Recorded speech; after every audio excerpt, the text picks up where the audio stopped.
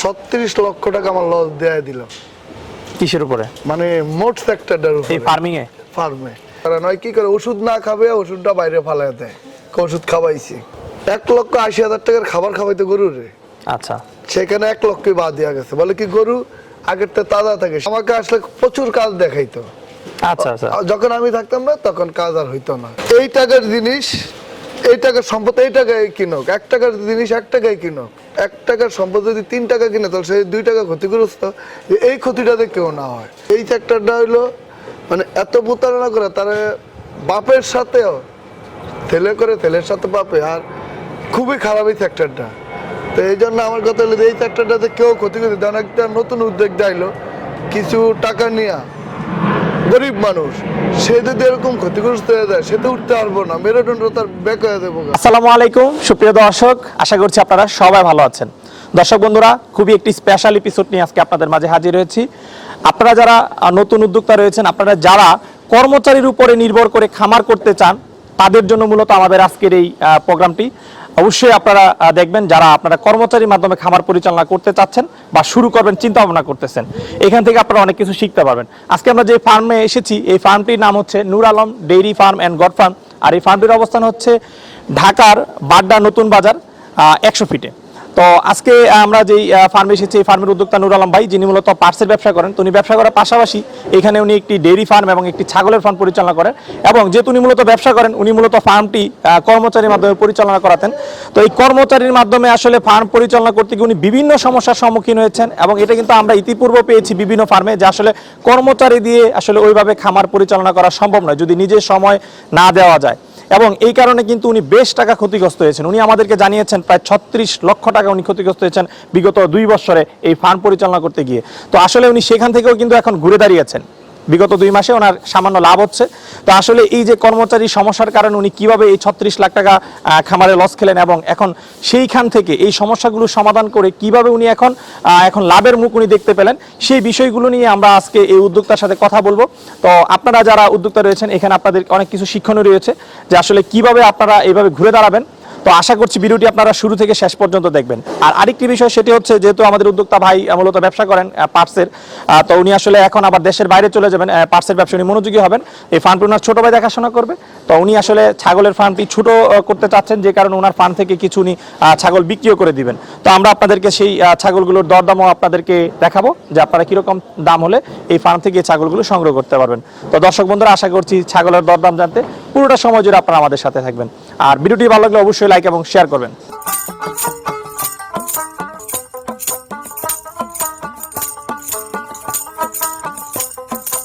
আসসালামু আলাইকুম ভাই, কেমন আছেন? ওয়ালাইকুম আসসালাম ভাই, ভালো আছে? আপনি ভালো আছেন? আলহামদুলিল্লাহ ভাই, ভালো আছি। ভাই কি নাম আপনার? আমার নাম নূর আলম। নূর আলম। নূর আলম ভাই, আপনি কি করেন? আমি মূলত পার্টসের ব্যবসা করি। পার্টসের ব্যবসা করেন? জি। আচ্ছা আচ্ছা। তো এই যে ব্যবসা করার পাশাপাশি আমরা দেখতে পাচ্ছি এখানে আপনি একটি উন্নত জাতের ছাগল এবং গাভীর খামার গড়ে তুলছেন। তো আসলে এই খামার করতে উদ্বুদ্ধ হলেন কিভাবে? এই খামার উদ্বোধন হলো ছোটবেলার থেকে তো কৃষকের ছেলে আমি। তো ছোটবেলা কৃষকের ছেলে হিসাবে পালতাম। পরে আমি ওই আমার অফিসে আমার বাচ্চার জন্য দুধ খাওয়ার জন্য একটা ছাগল কিনছি, সেইখান থেকে ছাগলের একটা জগতে চলে আসছি। পরে লকডাউন, পরে আরো ছাগল বেড়ে গেল, তার জন্য। আচ্ছা, তো এখন কতগুলো ছাগল আছে আপনার এখানে? এখন আছে মোট 15টার মতো। 15টা? 15-16টা আছে। আচ্ছা, এই খামারটা শুরু করছেন কতদিন হয়েছে? ছাগলের খামারটা টোটালে 2 থেকে 2.5 বছর। 2-2.5 বছর, মানে করোনার কিছুদিন আগে? আর তারও আগে শুরু করছেন? তার আগে 2টা ছিল। 2টা ছিল? হ্যাঁ, 2টা। আচ্ছা, তো ইতিপূর্বে তো আমরা আসছিলাম, তখন তার অনেক ছাগল দেখছিলাম, এখন কমায় ফেলছেন দেখা যায়। আপনার প্রতিবেদনের পরে মোটামুটি সবাই সাড়া দিছে, দেওয়ার পরে যাই আসছে এগুলো তখন বেচার নিউজ ছিল না, যাই যেটা বলছে সেটা কিনে নিয়ে গেছে। পরে যে আপনার ইয়ার সাথে আর আমার কথার সাথে মিলে আসছে।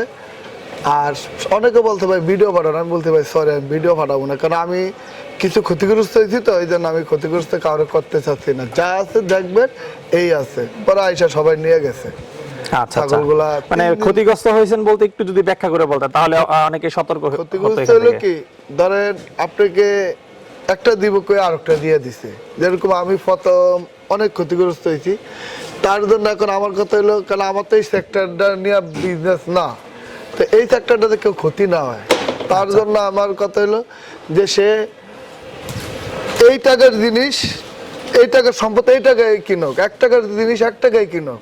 1 টাকার সম্পদ যদি 3 টাকা কিনে তাহলে সে 2 টাকা ক্ষতিগ্রস্ত, যে এই ক্ষতিটাতে কেউ না হয়। আচ্ছা। এই সেক্টর ভিতরটা আমি আরো মন দিব, তবে আমার মেইন ব্যবসাটা আরো উন্নত করে, কারণ এই সেক্টর ভিতরে যারা যারা প্রতারণা করে তাদের মুখোশটা আমি 99% খুলে দেবো। আচ্ছা কারণ আচ্ছা যেরকম আমি হয়েছি, আমি কাউরে যেরকম আমি পাট জগতে একটা জায়গায় আছি, পাট জগতে আমার বিজনেস চলে শুধু আমার জবানের উপরে। একদিন আমি 1 কোটি টাকার ফাঁস বিক্রি করি, আচ্ছা রাত্রে নামবো, সকালবেলা বিক্রি শেষ মাছের মতো, শুধু জবানের উপরে। আর এই সেক্টরটা হইলো মানে এত প্রতারণা করে, তারা বাপের সাথেও ছেলে করে, ছেলের সাথে বাপে, আর খুবই খারাপ এই সেক্টরটা।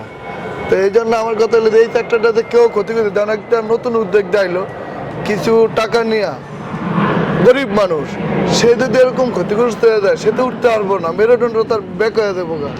ধরেন আমি ক্ষতিগ্রস্ত হইলো কি ঠিক আছে, আপনার আল্লাহ দিলে আছে যে আছে, আপনি- আমি এক সেক্টর থেকে আরেক সেক্টরে আনছি।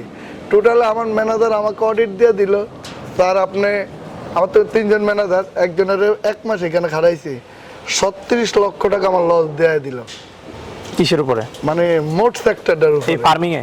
ফার্মে। পরে আমাকে ম্যানেজার অডিট দেওয়ার পরে এখন আমার প্রফিট আসতে আছে।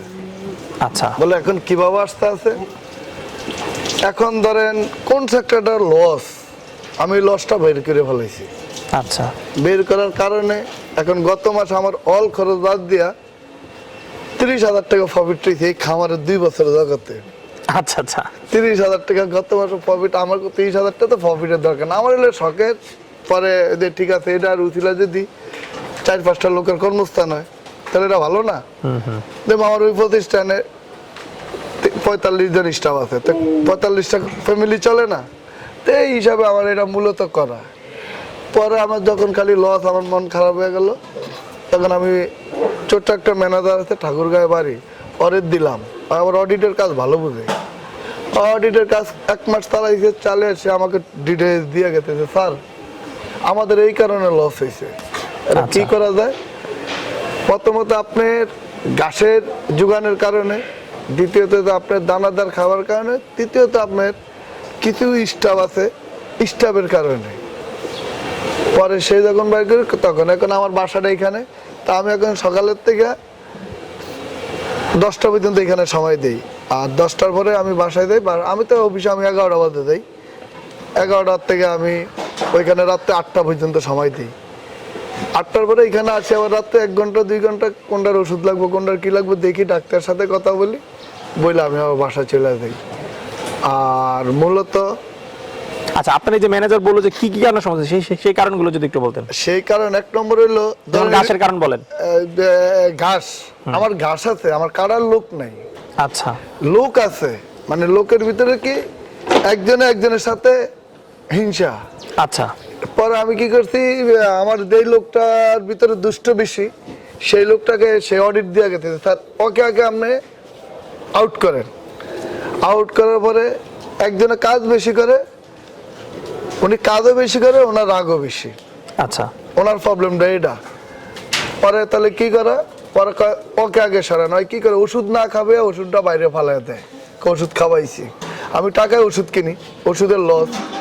এইখানে তারা যদি একটু পরিশ্রম করে, শুধু মাসে 30,000 টাকার মশার ওষুধ কিনাই তো আমার দিয়া, আচ্ছা সে ওষুধ এখন বন্ধ। বলে এখন কি মশাই কারণ এখন আরো ভালো চলে। এখন কি করে, ধূপ মাসে 4 কেজি ধূপের দাম কয় টাকা, কয় টাকা?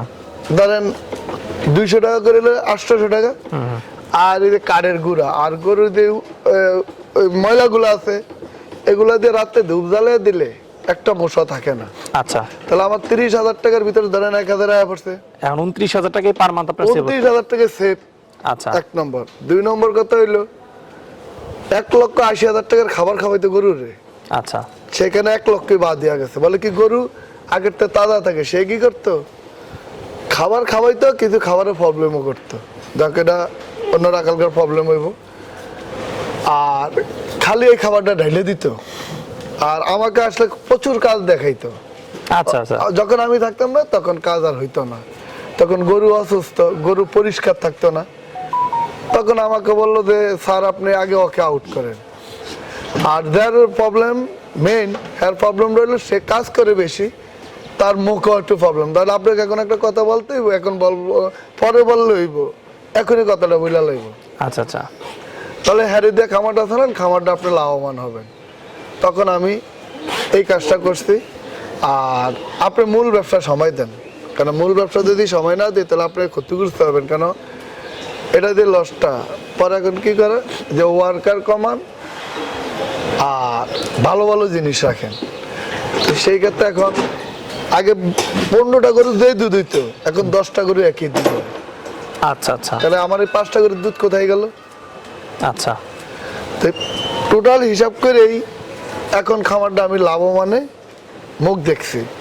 এই গত মাস আর এই যে ডিসেম্বর মাস কিছুটা লাভ হবে। তো এই কদিন আমার ওই যে যেই খামারটা চালা, যে আমার ভাই, আমার বাতি যে একটু অসুস্থ, তো উনি একটু ওইদিকে সময় দেয়, কারণ মেয়ে, ওনার তো মেয়ে আছে।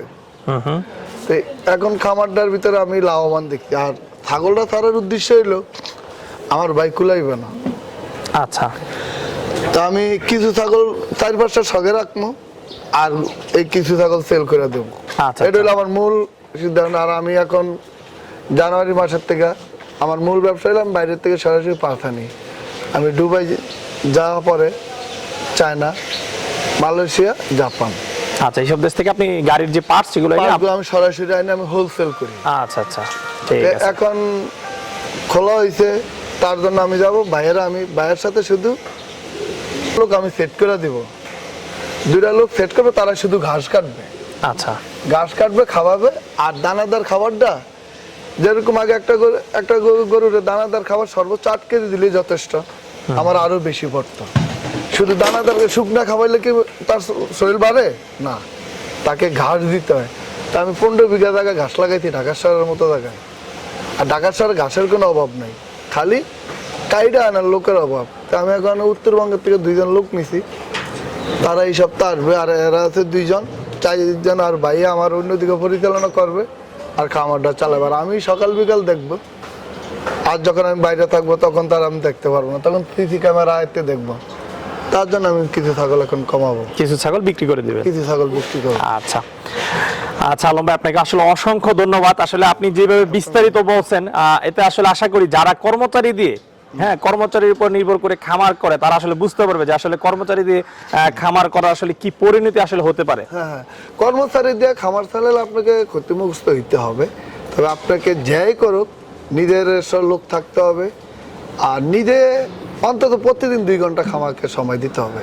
আচ্ছা, নিজের শ্রম দিতে হবে, এবং নয়তো এই সেক্টর আসলে লাভ করা সম্ভব না। না, লাভ করা সম্ভব না। আর এই পানিগুলা আপনার কর্মচারী যতই খাওয়াও, আপনি রাত্রে আইসা বা সকালবেলা আইসা যদি ওকে হাত বুলিয়ে দেন, ওকে কেমন করেন, ওরা মুখের দিকে তাকিয়ে থাকে।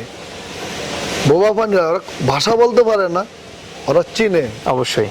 হ্যাঁ, তার কারণে বোবা পানিরে কষ্ট দিলে মানে আমার চিপ মাইরা ওঠে। আমি 88 বন্যাতে আমার বয়স দায় থাকুক, তখন আমাদের ঘরে গরু 26টা। আচ্ছা। আমি তখন শিশু শ্রমিক, আমি একা দিতাম, খাবার ছিল না, কলা গাছ কেটে কেটে খাওয়াইছি গরুকে। আচ্ছা আচ্ছা। নিজেদের ঘর চাপ খেয়ে গেছে, ওদের ঘরে ঠিক রাখছি। এই জন্য মানে আমাদের ব্রিটিশ পিরিয়ড থেকেই বাপদাদার মধ্যে গরু ছিল। আচ্ছা, ওই নিশাটা এখন আমারটা সবাই ভালো ব্যবসা করে, শুধু এই নিশাটা আমার রয়ে গেছে। আচ্ছা আচ্ছা আচ্ছা। এই যে আমার ছোট ভাইরা, মানে এটা একদম রক্তের সাথে আসলে মিশে গেছে, যার জন্য ছাড়তে পারেন নাই। নয়তো আপনি যে আজকে কোটি কোটি টাকার পার্সেল ব্যবসা করেন, তারপরে তো এইগুলো করার কোনো দরকারই ছিল না। এগুলো করার দরকার নেই। এগুলো হলো কি রাত্রে আইসা একটু ভালো লাগে। এই যে দেখুন এই মুন্ডি, আমার এই গাবিটা, ওই আমি আসলে যে পর্যন্ত আদর না করবো এই পর্যন্ত খারাই থাকবে। আচ্ছা, হ্যাঁ, এই জন্য কিছু কিছু জিনিস আমি থাকতে পারি না। ঠিক আছে। আচ্ছা আলম ভাই, যেহেতু আপনি আসলে এখন ব্যবসায় মনোযোগ দিবেন, আপনি আমাকে বলছেন ফোনে যে আসলে যেহেতু ছাগলগুলো এখন বিক্রি করে দিবেন, তো চলেন আমরা আসলে কিছু ছাগল দেখাই যে আসলে কিরকম দাম আপনি বিক্রি করেন। চলেন। তবে শুরুতে আমরা একটা বাচ্চা ছাগল দেখতেছি, এটা কি জাতের ছাগল? এটা হলো হরিয়ানা।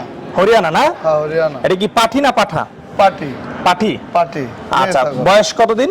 বয়স হলো এটার 2.5 মাস। 2.5 মাস? হ্যাঁ, 2.5 মাস 3 মাসে পড়ছে। 3 মাসে পড়ছে। জি। আচ্ছা, খাবার দাবার সব খায় না? সব খায়। তো এই ছাগলটা দাম চাচ্ছেন কত বিক্রির জন্য? এই ছাগলটা আমি বিক্রির জন্য দাম চাচ্ছি 25,000 টাকা। চাওয়া দাম 25,000। হ্যাঁ। আলোচনার সুযোগ আছে? আলোচনার সুযোগ আছে। আচ্ছা ঠিক আছে, তো চলেন আমরা আপনার আরো ছাগল দেখি।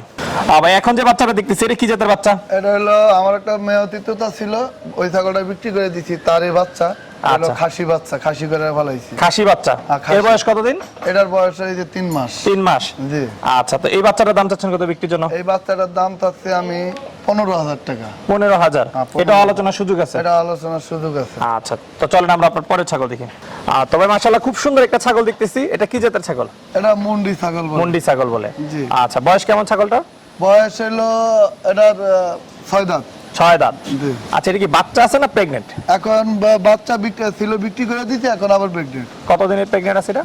2 মাস হয়েছে আমার, এই যে এই পাটা দিয়ে দেওয়া হয়েছে। 2 মাস। জি। আচ্ছা, এটা দুধ পাইতেন কেমন আপনি আগে? এটা দুধ 2 থেকে 2.5 লিটার। 2-2.5 লিটার। প্রতিদিন। আচ্ছা, কারণ এখনো দুধ আছে। পালানটা বেশ বড় দেখা যাচ্ছে ছাগলের এটা হিসাবে। এখন আবার দোয়াইবো, এখন 1 লিটার দুধ হবে। এখনো 1 লিটার দুধ 1 হয়? লিটার দুধ হবে। আচ্ছা, তাহলে ছাগল হিসাবে বেশ ভালো দুধ হয়। এটা খুব দুধের জন্য ভালো। আচ্ছা, তো এই ছাগলটা আপনি দাম চাচ্ছেন কত বিক্রির জন্য? এই ছাগলটা আমি যদি দাম চাচ্ছি, আমি দাম চাচ্ছি এটার 38,000 টাকা। 38,000। জি। আচ্ছা, সামান্য দরদারি করা যাবে? কিছু ইয়া করা যাবে। দরদাম হবে? হ্যাঁ, কিছু দরদাম হবে। আচ্ছা ঠিক আছে, চলেন আমরা আপনার পরে ছাগলটা দেখি। তবে এখন যে ছাগলটা দেখতেছি এটা কি জাতের ছাগল? এটা হলো হরিয়ানা ছাগল বলে। হরিয়ানা। হরিয়ানা। এটাও কি পাঠি? এটাও পাটি। আচ্ছা, এর বয়স কেমন? এর বয়স হলো, এটারও 6 দাঁত। এরও 6 দাঁত। জি। আচ্ছা, তো এটার কি বাচ্চা আছে না প্রেগনেন্ট? এটা প্রেগনেন্ট। এটাও প্রেগনেন্ট। কতদিনের প্রেগনেন্ট? এটাও 2.5 মাসের প্রেগনেন্ট। 2.5 মাসের প্রেগনেন্ট। জি। আচ্ছা, এই ছাগলটার দাম চাচ্ছেন কত বিক্রির জন্য? এই ছাগলটার দামের আগে আমি একটা কথা বলি, আমি এই ছাগলটা দিয়ে প্রতারণা হয়েছি। এই ছাগলটা নিয়ে? এই ছাগলটা দিয়েই। আচ্ছা। তবে প্রতারণা হওয়ার পরে ছাগলটা মন জুড়ে দেয় অন্য দিক দিয়ে। আচ্ছা। প্রথম আমার কাছে আসার পরে 2টা বাচ্চা হয়েছে, পরের বিয়ানে 3টা বাচ্চা হয়েছে। আচ্ছা। আচ্ছা, পরে এই ধরনের প্রতারণা হয়েছে কি, এটার একটা বানকা প্রবলেম। আচ্ছা, চলেন আমরা একটু দর্শকদেরকে দেখাই হ্যাঁ, একটা যে এটার একটা বাট প্রবলেম। একটা বাট প্রবলেম, তখন আচ্ছা। আমি বুঝতে পারি নাই। একটু আমরা দর্শকদেরকে দেখাই। এই যে দেখেন এই বাটটা। আচ্ছা আমার- দর্শক, হ্যাঁ। এই যে দেখেন এই বাটটা কত বড়, আর এটা একদম ছোট। এই যে দেখেন। আচ্ছা, তো আসলে এই যে দেখেন এটা দিয়ে দুধ আসে, আর এটা দিয়ে কিন্তু দুধ আসে না। হ্যাঁ হ্যাঁ, ঠিক আছে, বুঝতে পারছি, এটা দিয়ে দুধ আসছে আর এটা তো এই যে দেখেন দর্শক, আমরা আপনাদেরকে একদম প্র্যাকটিক্যালি কিন্তু দেখাচ্ছি যে আসলে আপনারা কিভাবে বুঝবেন। আপনারা যদি কখনো কারো কাছ থেকে ছাগল কিনেন, হ্যাঁ, এই জিনিসটা কিন্তু খেয়াল রাখবেন যে একটা দুইটা বান ছোট বড় গাব হ্যাঁ। করে বেচবো, এটা কিনবেন না। যে ছোট বড় বাট দেখে ছাগল কিনা যাবে না, তাহলে কিন্তু সেই বাট দিয়ে যে দুধ আসে না। দেখেন এই যে কত জোরে করি, তারপর এটা দিয়ে দুধ আসে না। এই যে আছে, কিরকম- অল্প আছে। এটা আসছে কিন্তু সামান্য। আর দেখ এটা মানে নষ্ট বাট একদম, ঠিক আছে। হ্যাঁ, নষ্ট আর হয়েছে। এটা হচ্ছে মানে ঠিক আছে। তো ভাই কিন্তু এটা কিনে মূলত প্রতারিত হয়েছেন। হ্যাঁ, প্রতারণা হয়েছে। প্রতারণা হওয়ার তো- পরে সে বাচ্চাগুলা ঠিক করে দেয়।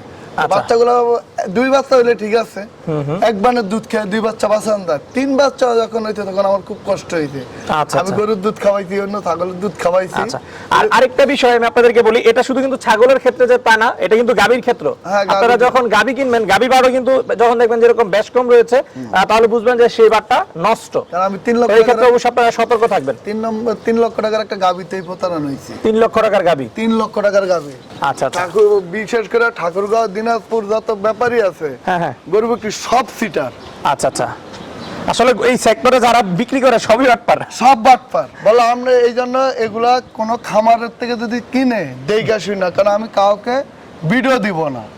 আইসা দেখবে, আমার এই ছাগলটা আমি বিক্রি করতাম না, এখন আমি মূলত ছেড়ে দিতাম, কারণ সে টাইম টু টাইম বাচ্চা দিবে। আপনার একটা বাচ্চা দিল 18-20 প্রতিদিনের ভিতরে আবার হিটে চলে আইয়ে, আচ্ছা। আবার হিট দিলে একবারেই যথেষ্ট। তবে মানুষের ইতিহাসে হয়েছে কিনা জানি না, আমার কাছ থেকে তো মেয়াদি তো তার ভিতরে 4টা বাচ্চা হয়েছে, এই হরিয়ানার ভিতরে 3টা বাচ্চা হয়েছে। আচ্ছা, তো ভাই এখন এটা বিক্রির জন্য দাম চাচ্ছেন কত? এই ছাগলটা এখন গাব আছে, যে অবস্থা আছে এই অবস্থায় নিবে। এই ছাগলটা আমি 45,000 টাকা দাম চাচ্ছি। 45,000? হ্যাঁ। আচ্ছা, তবে যেহেতু এবারে বাচ্চা মাশাআল্লাহ- 2-3টা দেয়। হ্যাঁ, 2টা-3টা। ঠিক আছে ভাই, এখন যে ছাগলটা দেখতেছি এটা কি জাতের ছাগল? এটা হরিয়ানা ছাগল। এটাও হরিয়ানা? মানে আপনার এখানে হরিয়ানার কালেকশনটা মানে একটু বেশি, হরিয়ানা এবং তোতা। আমি তোতা সব ছেড়ে দিছি। আচ্ছা। তোতা যে সেক্টর তোতা পালবে, বিজনেস করতে গেলে তোতাতে লস খাবে। মানে আচ্ছা। তোতা 1 বছর দেওয়ার পরে 2 বছরে 16-17 মাসে একটা করে বাচ্চা দেয়, 2টা করে দেয়। কথিত ভাগ্য থাকলে, যেরকম আমার একটা ছাগলের 4টা বাচ্চা হয়েছে, এটি বলা যাবে না, এটি সবার দ্বারা হয় না। এই জন্য টোটাল একটা হরিয়ানার ছাগলগুলো ভালো, 2-3টা করে বাচ্চা দেয়। তো এই জন্য আমি ওই টাইমে হরিয়ানার শিরোই, বিটল আর গুজরি কালেকশন করছিলাম, আর দুমরাপাড়ি। আচ্ছা, তো এই ছাগলটা আমার হলো প্রথম বিয়ান। প্রথম বিয়ান মানে বাচ্চা দিছে না দিবে? বাচ্চা দিছে, আচ্ছা। বাচ্চা বিক্রি করে লইছে, এখন এখন আবার দ্বিতীয় বিয়ান। দ্বিতীয় বিয়ান। এটা বাচ্চাটা এর আগের প্রতিবেদন আছে, লাল আচ্ছা। টুকটুকে বাচ্চাটা। বাচ্চা কটা ছিল? একটা নাকি? একটা বাচ্চা, প্রথম একটা বিয়ান বাচ্চা একটা ছিল। বাচ্চা হইছে। আচ্ছা, তো এই ছাগলটা এখন কতদিনের গাব আছে? এখন এটা 2 মাসের গাব। 2 মাসের। 2 মাসের গাব। আচ্ছা, তো এই ছাগলটা কত টাকা দাম চাচ্ছেন বিক্রির জন্য? এই ছাগলটার দাম চাচ্ছি আমি 35,000 টাকা। 35,000। 35,000 টাকা। ঠিক আছে। তো ভাই মাশাআল্লাহ বিশাল বড় একটা পাঠা দেখতেছি, এটা কি জাতের পাঠা? এটা হরিয়ানা পাঠা। হরিয়ানা পাঠা। হ্যাঁ, হরিয়ানা পাঠা। আচ্ছা, তো বিশাল বড় আকারের পাঠা। বয়স কেমন? বয়স মাত্র 2 দাঁত ভাঙছে। 2 দাঁত ভাঙছে, বয়স একদম কম। একদম কম। হাইট আছে কতটুকু? পাঠার তো হাইটটা হাইট আছে 40 ইঞ্চি। 40 ইঞ্চি। একটু কম, 39 ইঞ্চি, 40 ইঞ্চি ধরা যায়। আচ্ছা আচ্ছা। মাত্র 2 দাঁত ভাঙছে, এটা আরো বড় হবে। আচ্ছা, তার মানে কেউ যদি ভালো মানের পাঠা নিতে চায় তাহলে এটা নিতে আমি পারবে। এই পাঠাটা বিক্রি করার ইচ্ছা ছিল না, ছাগল ছেড়ে দিব দেখে হরিয়ানা বিক্রি করবো, তবে এটা কোনো খামারির কাছে হলে বিক্রি করবো, নাহলে আমি বিক্রি করবো না। কেন আচ্ছা। করবো না? এই জন্য মাত্র তার 2টা দাঁত ভাঙছে। আচ্ছা। এক, তার মাকে আমি আনছিলাম তাকে বাচ্চা সহ বর্ডার থেকে আনছে। বাচ্চা কিরকম গাব কিনছি আমি, পরে বাচ্চা দিছে। আচ্ছা। বাচ্চা প্রসব করছে। পরে তার মাটা গত এই কুরবানির আগের কুরবানি আমি অসুস্থ ছিলাম, তার মা জ্বর উঠা স্ট্রোক করে মারা গেছে, আমরা কইতে পারবো না। তখন আমার ছাগলগুলো ছিল আমার ওই ইয়াতে অফিসে। আচ্ছা।